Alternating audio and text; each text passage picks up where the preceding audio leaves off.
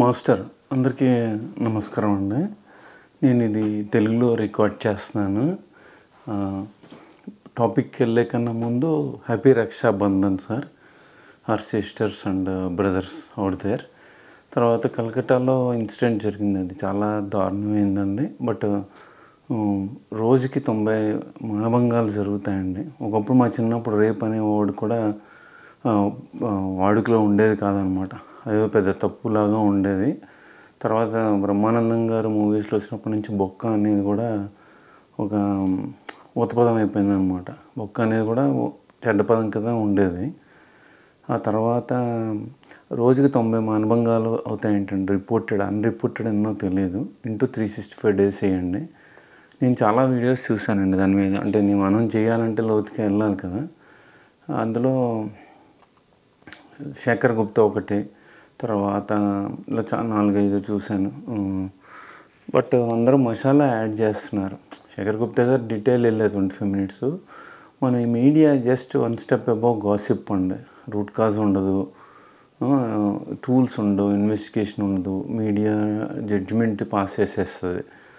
Okay, నా ఉద్దేశం ప్రకారం అలాంటివి చాలా హైలీ ప్రొఫెషనల్ కిల్లింగ్ చేశారు వాళ్ళు. ప్లాన్ చేసి ఉంటారు. అలాంటివి ఎన్నో చేసి ఉంటేనే ఇది వాళ్ళ ఉద్దేశంలో అలా చేయగలిగారు. సో అంతకుముందు ఎంతమంది బలి అయిపోయారు అనేది మనకి బయటికి రాలేదు కదా, అయిపోయింది. సో ఈ టాపిక్కి వస్తే నేను ఇక్కడ పెన్స్ పెట్టానండి. ఒక పెన్ను తీసి కౌంట్ చేస్తూ ఉంటాను బయట. ఫస్ట్ ఇనీషియల్లీ నాకు ఒక పెద్ద ఆయన అడ్వైజ్ ఇచ్చారు, టాప్ 5 రీజన్స్ చెప్పు బాడీ షాప్స్ కన్సల్టెన్సీకి ఎందుకు వెళ్ళకూడదని. అప్పుడు జనాలకి ఎక్కుద్ది మైండ్లో అని. ఇంకో మిత్రుడు కూడా మంచి ఈమెయిల్ వేసాడు, సోషో ఎకనామిక్ రీజన్స్ వల్ల బాడీ షాప్స్కి వెళ్తారండి అని. దానికన్నా ముందు మనం మనసులో బాధ ఎక్స్ప్రెస్ చేయాలి కదా. నేను ఒక 5 వీడియోస్ చేశానండి. ఒక వీడియోలో అసలు కన్సల్టెన్సీ పేరేమి ఎత్తలేదు మనం. ఒక వీడియోలో కన్సల్టెన్సీ పేరు ఎత్తాము. పేరు ఎత్తితే ఆయన వీడియోని యూట్యూబ్కి రిపోర్ట్ చేశాడు. చేస్తే యూట్యూబ్ వెరిఫై చేస్తుంది అనమాట. మనం ఎక్కడ ఆ కన్సల్టెన్సీ గాడు బ్యాంక్ డీటెయిల్స్ కానీ ఎస్ఎస్ఎన్ కానీ అలాంటివి ఏం చెప్పలే, కానీ వాడు అలాంటి క్లెయిమ్ ఏదో చేసి ఉంటాడు. But what ever, for all good reasons నేను అది 8 మినిట్స్ కట్ చేసి 2 మినిట్సే ఉంచాను. సో వాడి పేరు, వాడి కన్సల్టెన్సీ పేరు చెప్పినందుకు. ఇంకో కేసులో ఏంటంటే, వీళ్ళిద్దరూ కన్సల్టెన్సీలో ఒకటే కులపోళ్ళు అండి, తెలుసు కదా మీకు. తర్వాత ఆ కులం కాదు, వేరే కులం అండి. తర్వాత వాడు విక్టిమ్స్ నాకు ఈమెయిల్స్ వేశారు. సబ్స్క్రైబర్స్ నేను విక్టిమ్స్ అన్నప్పుడు నేను రెస్పెక్ట్ చేయాలి కదా.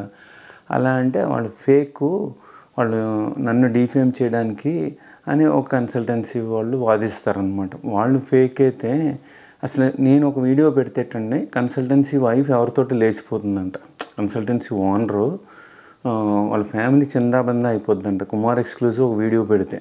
ఎందుకు వైఫ్ ఎవరితోటో లేచిపోద్దంట, లేదా పిల్లలు కాళ్ళు చేతులు వెళ్ళిపోయి చచ్చిపోతారంట నా వీడియో చూస్తుంటే.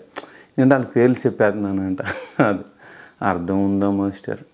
మనం చేసేది అన్నీ లంజ వేషాలండి. పైగా ఎవడైనా రివ్యూస్ రాస్తే వాడిని మానభంగం, రివ్యూస్ రాస్తే రేప్ చేసేస్తారు. ఇక్కడ మన ఇండియన్ రెస్టారెంట్స్ కానీ కన్సల్టెన్సీస్ కానీ వీళ్ళ భాగవతం ఎవడో తెలియదు. ఎర్రబోస్ ఎక్కి అన్ని ఇంగ్లీష్ పచ్చి బూతులు సరిగ్గా ఉండదు, రాయరు.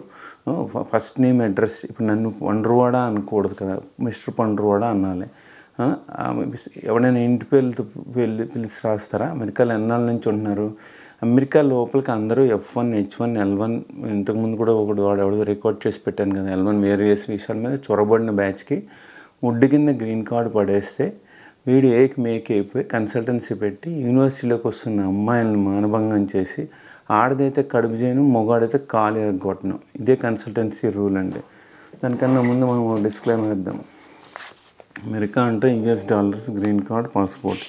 కెనడా అంటే కెనడా డాలర్స్, PR, సిటిజన్షిప్. తర్వాత అది వచ్చాక TN వీసా మీద, గ్రీన్ కార్డ్ మీద అమెరికాకి రావడం.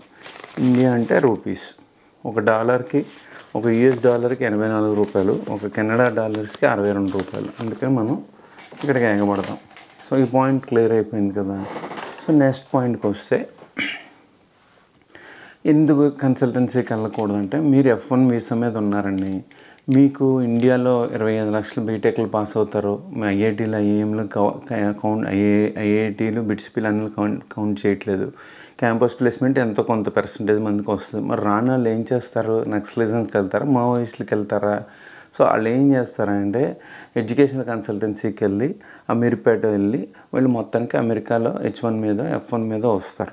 వచ్చాక ఏమవుతుంది వీళ్ళకి ఏం తెలియదు.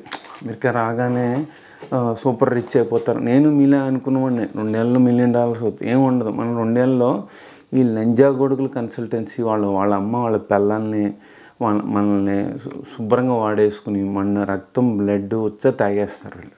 Okay, point clear. సో మీరు F1 మీద వచ్చారు, యూనివర్సిటీకి వెళ్ళి పటాయిస్తారు, కంపెనీ ఉందని వద్దు, ఏం ఉండదు. మిమ్మల్ని గెస్ట్ హౌస్ అంటే మొన్న రైడ్ చేశారు చూడండి. గెస్ట్ హౌస్ అంటే మందు ముండ అంటే అమ్మాయిని ఆ యాంగిల్లో చెప్తున్నాను కన్సల్టెన్సీ భాషలో. మందు ముండ డ్రగ్స్ ఆల్కహాల్ ఫ్రీ అని పైగా వాళ్ళకి $100 దీపావళి నాడు వెళ్ళి చీలన్నీ చేసి కన్సల్టెన్సీలకు తెచ్చుకుంటారు. సో మీరు F1 అయితే మోసపోతారనమాట. అక్కడికి వెళ్తారు, ఈ రీజన్స్ మీద మిమ్మల్ని అక్కడ లాగుతారు. మీరు 25 మంది ఉంటున్నారు ఎంఎస్ చదివేటప్పుడు. గెస్ట్ హౌస్ అంటే ఏదో పెద్ద అంగం అనుకుని ఊహించుకుని వెళ్తే అక్కడికి మీరున్న రూమ్ కన్నా దరిద్రంగా ఉంటుంది. సో ఇది పాయింట్ 1 గుర్తుపెట్టుకోరు.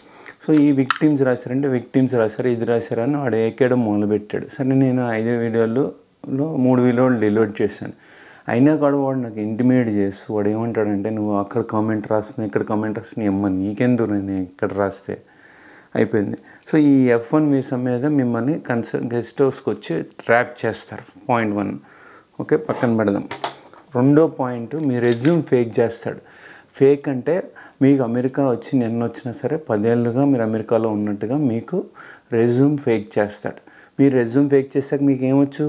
ఏం రాదు కదా. మీరు బీటెక్ నాన్ ఐటీ చదువుతారు, ఎంఎస్ ఐటీ చదువుతారు, మీకు ఏమవుతుంది? సో మీ రెజ్యూమ్ 10 ఏళ్ళు ఫేక్ చేశారంటే అది ఎవడైనా కంప్లైంట్ చేస్తే మీ ఫ్రెండ్ మీ ఎనిమియో మీరు బొక్కలో కూర్చుంటారు 6 నెలలు. నెక్స్ట్ పాయింట్కి వద్దాం. రెజ్యూమ్ ఫేక్ చేశాడు కాబట్టి దానికి సరిపడా ఇమిగ్రేషన్ డాక్యుమెంట్స్ ఫేక్ చేస్తాడు. అదేంటి? డ్రైవింగ్ లైసెన్స్, మీ గ్రీన్ కార్డు ఉందని చూపిస్తాడు. 3 పాయింట్స్. తర్వాత 4th పాయింట్, మిమ్మల్ని జాబ్లోకి పంపాలి. పంపాలని మీరు వేలిముద్ర బ్యాచ్ కదా. మీకేమొస్తుంది? మీ ఇంటర్వ్యూ వాడైనా అటెండ్ అవుతాడు, ఆడ కీపో మొండాలు ఎంజాయ్ వస్తూ ఉంటుంది. ఆడ గర్ల్ ఫ్రెండో లేకపోతే ఇంకోడో ఆడలా వచ్చిన ఇంకో బేవర్స్ చదవో లేకపోతే నాలాగా ఇండియా నుండి వచ్చి 10 years ఎక్స్పీరియన్స్ ఉన్న వాళ్ళని పటాయిస్తారు.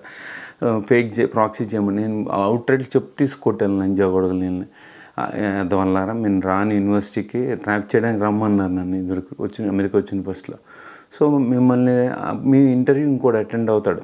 ఆడదైతే మొగాడు దాన్ని అన్నీ నొక్కుతాడు, మొగాడైతే ఆడది అటెండ్ అవుతుంది, లేదా మొగాడే అటెండ్ అవుతుంది. వాయిస్ కదా, వాయిస్ ఓవర్ కూడా ఉంటుంది. So demand and supply. డెవాప్స్కి $10,000 to $2,000 ఉంది. ఇదివరకు పూర్వం సీక్రెట్గా ఉండేది, ఇప్పుడంతా ఓపెన్ ఫారమ్స్కి వస్తే, వాట్సాప్ గ్రూపులు వస్తే, ఫేస్బుక్ గ్రూపులు వస్తాయి. సో మీ ఇంటర్వ్యూ ప్రాక్సీ చేస్తాడు, అదొక క్రైమ్. ఆవిడని రిపోర్ట్ చేసి మీరు వెళ్ళి బొక్కలో కూర్చుంటారు. సో స్కైప్ ఇన్స్టాల్ చేస్తారు సాఫ్ట్వేర్, మొబైల్ ఫోన్లోను ల్యాప్టాప్లోను. ఒక చోట డిజేబుల్ చేస్తారు వీడియో. ఈ సెల్లో టేప్ ఉంటుంది కదా, కింద పడిపోయింది చూపిస్తాను. ఆ సెల్లో టేపు ల్యాప్టాప్ మీద కెమెరా మీద పెట్టేస్తే అవతలవాడు కనిపించదు. సో ఇంకోటి లిప్సిక్ చేస్తాడు. అలా పట్టుకుని రికార్డ్ చేసిన ఒక ఇండియన్ అవుట్సోర్సింగ్ కంపెనీ వాడు క్లయింట్ ల్యాప్టాప్ అవుట్సోర్సింగ్ ల్యాప్టాప్ మీద రికార్డ్ చేసి నాకు పంపి అప్లోడ్ చేయండి సార్ అన్నాడు. చేస్తే వాడు ఆ వీడియోలో అటెండ్ అయిన వాడు వెనకాల ఉన్నవాడు, వాడు వెనకాల ఉన్న వెండర్ మాఫియా వచ్చి నన్ను ఆడిని అటాక్ చేస్తే వాళ్ళు నెక్సెస్ వాళ్ళందరూ కలిసి నన్ను అటాక్ చేస్తే నేను లంజాకొడక, నువ్వు ఇండియన్ హైరింగ్ మేనేజర్ కానీ ఇండియన్ హైరింగ్ మేనేజర్ ఆడదైనా మొగదైనా లంజలు ఆరు మొండలు లంజా కొడుకులు ఎవడైనా ఈ వీడియో చూస్తే అసలు ఫస్ట్ ఆఫ్ ఆల్ అమెరికన్ ఎందుకు ఇంటర్వ్యూ చేయరు? లంజా కొడగా నీ అమ్మ నీ అబ్బా బూత్లో రావా? మరి అమెరికాలో ఉంటూ అమెరికన్స్ని హైర్ చేయకుండా ఇంటర్వ్యూకి లంజా కొడుకులు కులం ప్రాంతం భాష మీద మన వాళ్ళని తెచ్చుకుని పైకి లంజా కొడుకులకి కమిషను లేయర్లు. యూఎస్ఎస్సీ రూల్ తెలుసురా? ఒక ప్రైమ్ మినిస్టర్కి ఒక H1B పిటిషన్ మధ్యన ఎవడన్నా ఇల్లీగల్ అన్ఎథికల్ అన్లాఫుల్ లంజా కూడా. అది కాకుండా ఈ హైరింగ్ మేనేజర్లో ఉన్న వాళ్ళందరికీ పక్షవాతం వచ్చి చచ్చిపోకూడదు, వాళ్ళ పిల్లలు బెడ్ రిడన్ అయిపోవాలి లంజా కొడగల. అమెరికన్ హైర్ చేయరా నువ్వు లంజా కొడగా? అమెరికన్ హైర్ చేయకుండా వీడు ఇండియన్ హైర్ చేస్తాడు. చేసి ఆ వీడియో మళ్ళీ రికార్డ్ చేసి నాకు పంపుతాడు. ఓకే, అక్కడికి అయిందా, ఇది మళ్ళీ ఆడిని సైట్లోకి వెళ్తే పట్టుకుంటే మళ్ళీ ఆడిని బొక్కలో పెట్టచ్చు. అప్పటికి మీరు కన్సల్టెన్సీకి వెళ్తే 5, మీకు శాలరీ 70-60, 70-30, 70-30, 60-40 ఏం లేదు. మీకు ప్రివైలింగ్ వేజెస్ అనేవి H1B లాగా ఏం లేవు కాబట్టి F1 OPT CPTకి దండుకున్నంత దండుకుంటాడు. ఇక్కడ ఇండియన్ అటార్నీస్ అందరు లంజా కొడుకులు, మాఫియా ముండలు కూడా ఒక మాఫియా ఫామ్ అయిపోయి ఈ కన్సల్టెన్సీ వాళ్ళకి కూడా అందరినీ తిట్టట్లా, మెజారిటీ 99.99% వాళ్ళని ఒక మాఫియా కింద లంజలంతా ఫామ్ అయ్యి ముండలు లంజా కొడుకులు ఈ అమెరికా లోపలికి వస్తున్న F1 H1Bని ఎలా మొలేజ్ చేయాలని వాళ్ళు మీటింగ్ పెట్టుకున్నారు. ఆ వీడియో నేను అప్లోడ్ చేయకూడదు, భావ్యం కాదని అప్లోడ్ చేయట్లేదు. ఈ లంజా కొడుకులు వీళ్ళందరూ ఏదో రోజు కర్మ అని ఉంటుందండి. యూఎస్ఎస్ డ్యూఎల్ ఇవన్నీ వర్క్ చేస్తారో మనకు తెలియదు, కానీ FBI కర్మ వచ్చి వెంటనే కొట్టేస్తుంది. ఇంకో జన్మ కూడా అవసరం లేదు నా కొడుకులకి. వీళ్ళ పిల్లలు కాళ్ళు చేతులు ఇరగదెంగి ఏ యాక్సిడెంట్లు ఉన్నాయి వాళ్ళని బెడ్ రెడ్ అవ్వాలి లంజా కొడుకులకి. సో అయిపోయిందా. సో వీడు ఏం చేస్తాడంటే ఈ కన్సల్టెన్సీ వీడు ఇండియన్ హైర్ చేయకుండా అమెరికన్ హైర్ చేయకుండా వీడిని హైర్ చేసినప్పుడు మొత్తానికి సక్సీడ్ అయ్యి వెళ్ళాడు అనుకోండి, ఆడదైతే దాన్ని ఊసి నొక్కేస్తాడంట వాడు ఇండియన్ హైరింగ్ మేనేజర్ TCS వాడంట. వీడియోలోనే చెప్పాడు అతను, నేను కూడా ఎడిట్ చేయకుండా పెట్టాను. అతను అంటే కుమార్ చెప్పండి నాకు అక్కర్లేదు బాబు, అమ్మాయి 911 కాల్ చేసి యూస్ చేసి చెప్పొచ్చు, కానీ అమ్మాయి ఎంప్లాయర్ అని అనకంటారు బాబు, బాడీ షాప్ గాడు, బ్రోకర్ గాడు, H1B పిటిషనర్. సో వాడు అన్నాడంట నీకు డాలర్లు కావాలంటే ఉండమ్మా అన్నాడంట. వాడు రెజ్యూమ్ ఫేక్ అనగానే హైరింగ్ మేనేజర్ వేదవా, అది ఇండియన్ వేదవా, అమ్మాయిని ఎలా కావాలంటే అలా వాడుకుంటాడు. దాన్ని స్టాండ్ అవుట్ నైట్ అంటారు ఇండియన్ లాంగ్వేజెస్లో. స్టాండ్ అవుట్ నైట్ అంటే బట్టలన్నీ ఇప్పి ఏదో హోటల్లో బుక్ చేసుకుంటాడు వాడు. సో అది కాస్టింగ్ కోచ్. ఇలా ఉందంటే వాడు IBMలో పనిచేసి ఇండియా వెళ్ళి ఫేస్బుక్లో వీడి కుమార్ చెప్పేది తప్పు, కాస్టింగ్ కోచ్ సినిమాల్లో ఉంటుంది. కాస్టింగ్ కోచ్ సినిమా ఫీల్డ్లో కాదురా ఎదవా. ఒక హైరింగ్ పొజిషన్ ఉన్నవాడు ఎవడైనా అవతల వైపున ఉన్న వాళ్ళని సెక్స్, ఇది ఇక్కడ ఆడదైనా ఉండొచ్చు, ఇక్కడ మగవాడు ఉండొచ్చు, సెక్స్ కోరుకునే వాళ్ళని కాస్టింగ్ కోచ్ అంటారు. అయిపోయింది. సో తర్వాత అది ఫోన్ అది చెప్పలేదు, కంప్లైంట్ చేయాలంటే కాంప్రమైజ్ అయిపోయినట్టే కదా. సో ఇండియా బయట ఉండి అమెరికా బయట ఉండి తల్లిదండ్రులు ఎవరైనా వాచ్ చేస్తే మీ పిల్లల్ని ఆడవాళ్ళు అయితే అమెరికా పంపే ముందు 1,1000 రెట్లు ఆలోచించండి. వాళ్ళ ఎంఎస్లో నానా శంక నాకాలి. ఎంఎస్ చదివేటప్పుడు కారు ఉండదు, డబ్బులు ఉండవు, ప్రెషరు, బ్యాకం లోను, ఇక్కడ నానా శంక నాకాలి చెప్తున్నాను కదా. ఆ తర్వాత జాబ్లోకి వెళ్తే ఇలాగ ఉంటుంది. తెలియక పాపం ఇండియాలో ప్రౌడ్గా చాలామంది రిలేటివ్స్ పేర్లు చెప్తే ఏడుస్తారని చెప్పట్లా, మా మనవరాలు ఇది మా కొడుకు ఇదంటే ఏమి ఉండదు. ఇక్కడ అంతా లంజ వేషాలు వేస్తారు, మెజారిటీ అలాగే ఉంటారు. ఎవడు చెప్తాడు, చెప్పినందుకు సత్యవిద్య లోక విరోధి అయిపోతున్నాం కదా, సత్యవాది లోక విరోధి అని. సో అయిపోయింది. ఈ టాప్ 10 మిస్టేక్స్కి వెళ్దాం, ఎందుకు వెళ్ళకూడదు కన్సల్టెన్సీ కానీ. ఈ వాడు అన్నాడు ఈ అటార్నీలు అందరు రింగ్ ఫామ్ అయ్యి వాళ్ళకి అసలు ఇవ్వకండి మీరు శాలరీ, ఎందుకంటే గెస్ట్ హౌస్లో దింగి తింటున్నారు కదా వాళ్ళు, మీరు శాలరీ ఎందుకు ఇవ్వాలని వాళ్ళు ఒక మీటింగ్ పెట్టుకున్నారు. సరే శాలరీ ఇవ్వలేదు అనుకోండి, ఎంతో కొంతనే ఇవ్వాలి కదా. అమెరికన్స్కి ఇండియన్స్కి తేడా ఏంటంటే వాళ్ళు ఫ్రీగా పనిచేయరు మాస్టర్. మనకి సిగ్గు జాతి లజ్జ ఏదైనా ఏడ్చిందా జీతాలు ఇవ్వకపోయినా వర్క్లోకి వెళ్తాం. నేనే వెళ్ళాను, వేరే వెళ్ళలేదు, ఎందుకంటే వెళ్ళకపోతే ఎంప్లాయర్ ఫైర్ చేస్తాడు, వెళ్తే క్లయింట్ ఫైర్ చేస్తాడు. సో వీడు ఎంతో కొంత ఇస్తాడు, అప్పుడు మళ్ళీ నాకు ఈమెయిల్స్ చేస్తారు, వాడు ఇవ్వట్లేదు, మీరేం చేయలేరు. ఎక్కువ డిమాండ్ చేస్తే వాడు ఈ రెజ్యూమ్ 5 మిస్టేక్స్ కదా ఇవన్నీ తీసుకెళ్ళి క్లయింట్కి చెప్తానంటాడు, బ్లాక్మెయిల్ చేస్తాడు. చెప్పుకోబోయని వీడు అనలేడు కదా, చెప్తే వీడు జాబ్ పోద్ది, కెరీర్ గుడిసిపోతుంది. తర్వాత వీడికి నిజంగా H1B ఫైల్ చేయాలి వచ్చినప్పుడు మరి గ్రీన్ కార్డ్ అని అబద్ధం వాడు వెళ్ళాడు కదా. సో ఎలా ఫైల్ చేస్తాడు, సో వాడిని ప్రాజెక్ట్లోంచి వచ్చేయమంటాడంట. సో అక్కడ మళ్ళీ ప్రాజెక్ట్ అబ్రప్ట్లో ఉన్నా వెనక్కి వస్తాడు. తర్వాత కాస్టింగ్ కోచ్, మీరు రెజ్యూమ్ ఆడదైతే, ఎందుకంటే మీరు ఆడదంటే ఆడ హైరింగ్ మేనేజర్ కూడా అంటాడు. JP Morgan చేజ్లో అయితే కృష్ణకాంత్ గారు చూశాడు కదా, 1:25 ఎత్తావా 75 నీ పొజిషన్ అని. అక్కడ ఇంకొక క్రిస్టియన్ ఏం చేసిందంటే H4EAD మీద వచ్చి ఆడు నెక్సెస్ అయిపోయి నన్ను లేపేసి నా జాబ్ అది కొట్టేసింది. సో మీకు ఈ కన్సల్టెన్సీల ద్వారా వెళ్తే ఆ మధ్యలో ఇల్లీగల్ లేయర్స్ ఇన్సర్ట్ చేస్తారు. సో మీ జాబ్ వాళ్ళు కొట్టేస్తారు. ఇంకా ఆడల్లో వస్తే ఇక్కడ మహాదారుణం. ఒక పక్క ఎంఎస్కి వస్తే చంకనాకాలి, మళ్ళీ జాబుల్లోకి వెళ్తే వీళ్ళని మొగాళ్ళని చంకనాకించేస్తారు. ఇన్ని సమస్యల మధ్యన ఉంటారు, జీతాలు ఇవ్వడం. ఇంక ఇప్పుడు H1Bకి వద్దాం. మీకు ప్రివైలింగ్ వేజ్ అని ఉంటుంది, అది ఎప్పుడైనా గూగుల్ చేస్తారా? Ignorance of laws and immigration laws is not an excuse. ఇప్పుడు న్యూయార్క్ సిటీలో $45 పర్ ఎన్ అవర్ H1Bకి ఇవ్వాలి. ఎదంటే ఇండియా నుంచి ఒకటి కామెంట్ రాశాడు, $40 అంటే $83. అలా కాదు రాదవా, ఇక్కడ ట్యాక్స్లు ఇక్కడ ఏడుస్తాయి, ఇలా ఉంటుంది ఖర్చు. ఆ 45 వాడు ఏం చేశాడు, ఓటోదారిలో పనిచేసినప్పుడు ఇల్లీగల్ లేని అమెరికన్ ఇన్సర్ట్ చేసుకుని వాడు నా ఎగ్జాంపుల్ 45 ఇస్తే వాడు అందులో కొట్టేసి పాతికిచ్చి మళ్ళీ రికవర్ చేసి టోల్స్, గ్యాస్, మైల్స్ బోర్డ్ అని ఉంటుంది. అప్పుడు కూడా చెప్పాను, న్యూయార్క్లో పనిచేసే కన్నా డెట్రాయిట్లో పనిచేయడం బెటర్, డెట్రాయిట్లో మెక్డానల్డ్లో పనిచేయడం బెటర్, న్యూయార్క్ సిటీలో ఐటీలో పనిచేయడం కన్నా. ఈ ప్రివైలింగ్ వేజ్ అని బ్రేక్ చేస్తాడు. H1B అయితే చూడండి, అవన్నీ మళ్ళీ వాడు through out the other projects మారిన ఆ విధవ 3A విధవ. నేను నాకు నిన్న ఒకటి నోటీస్ పంపుతున్నాడండి, రాడి చెప్తున్నాను, నేను 3A ఇన్ఫోటెక్ని ఎదవని తిడుతున్నాను వీడియోలో, నీ అమ్మ ఏం చేసుకుంటారా. తర్వాత ఈ ప్రివైలింగ్ వేజ్ బ్రేక్ చేసి మొత్తం శాలరీ అంతా లాగేశారు. సో వాడికి నేను ఈమెయిల్ వేసాను, నాకు శాలరీ లాగేయకరా అంటే ఈమెయిల్ వేసినందుకు తిట్టాడు ఆడు, పళనిగాడు, సతీష్ గాడు. సో తర్వాత మీకు all fees in H1B and green card or employer payable, including మీరు US కాన్సులేట్ ఇంటర్వ్యూకి వెళ్ళిన ఆటోకి అన్ని ఖర్చులు, కానీ మన వాళ్ళు ఇవ్వరు కన్సల్టెన్సీలో, అదొకటి. తర్వాత మళ్ళీ పడ్డియం అని ఇవ్వాలి, వేరే ప్రాజెక్ట్లో family over night distance travel చేస్తుంటే అది పడ్డియం ఇవ్వాలి, అది తినేస్తారు. ఆ తర్వాత ఇంకో నెక్స్ట్ పాయింట్కి వస్తే మళ్ళీ మీకు green card, US H1B premium అన్నీ మీ చేతే పేయించేస్తాడు. డిపార్ట్మెంట్ ఆఫ్ లేబర్ సైట్లో ఏమో ప్రీమియం మీరు పే చేయాలని ఉంటుంది, ఇంకో సైట్లో USలో ఎంప్లాయర్ పే చేయాలని ఉంటుంది. సమ్ కన్ఫ్యూజన్ ఉంది వాళ్ళకి సైడ్. అది ఈ కన్సల్టెన్సీస్ ఎక్స్ప్లాయిట్ చేస్తాయి.